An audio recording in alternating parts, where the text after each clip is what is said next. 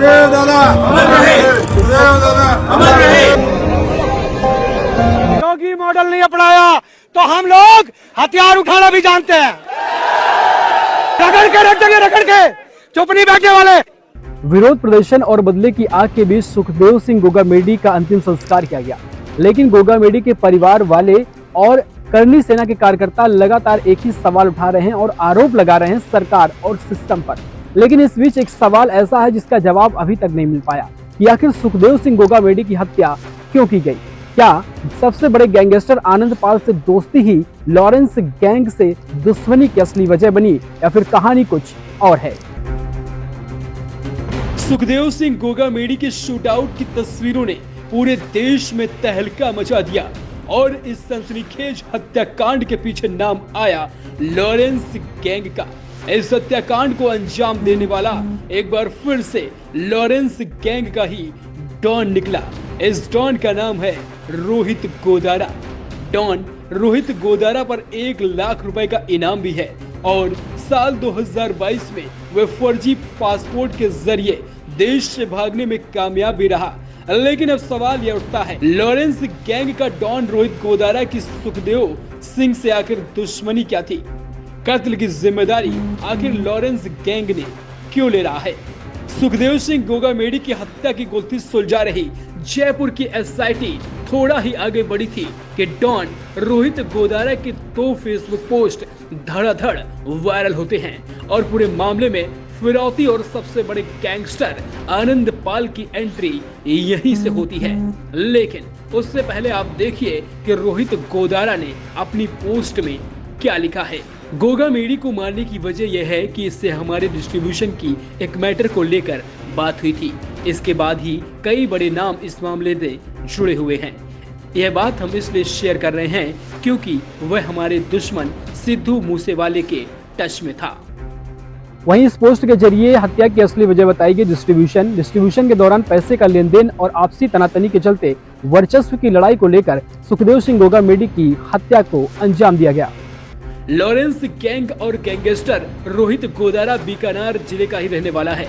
साल 2010 से ही वह क्राइम की दुनिया में रंगदारी, अपहरण, हत्या जैसे क्राइम में बढ़ चढ़कर हिस्सा लेने का उसका शौक बन चुका था और वारदातों में रोहित गोदारा का नाम सुर्खियों में आने लगा। फिलहाल वह खाड़ी देशों में अंडरग्राउंड है और वहीं से इस गैंग की गतिविधियों को अंजाम देता है। तो अब सवाल यह उठता है कि आखिर लॉरेंस गैंग के लोगों की सुखदेव सिंह गोगामेडी से क्या दुश्मनी थी और इसको अपने टारगेट पर क्यों लिया?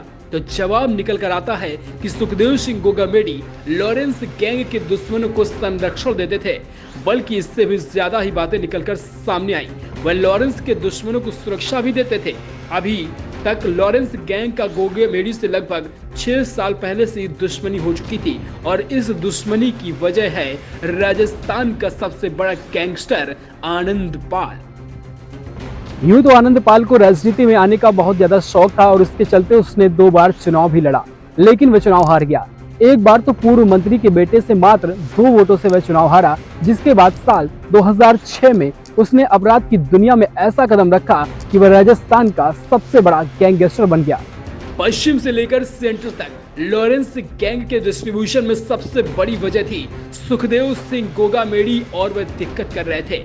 इसके पहले उन्हें रास्ते से हटाने के लिए कई बार धमकाया भी गया, लेकिन गोगामेडी धमकियों से न डरे।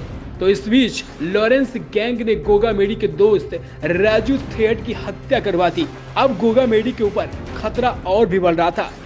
करीबियों की हत्या से घबरा सुखदेव सिंह गोगामेडी ने सरकार से सुरक्षा की मांग भी की थी, लेकिन सरकार की तरफ से सुरक्षा नहीं मिली।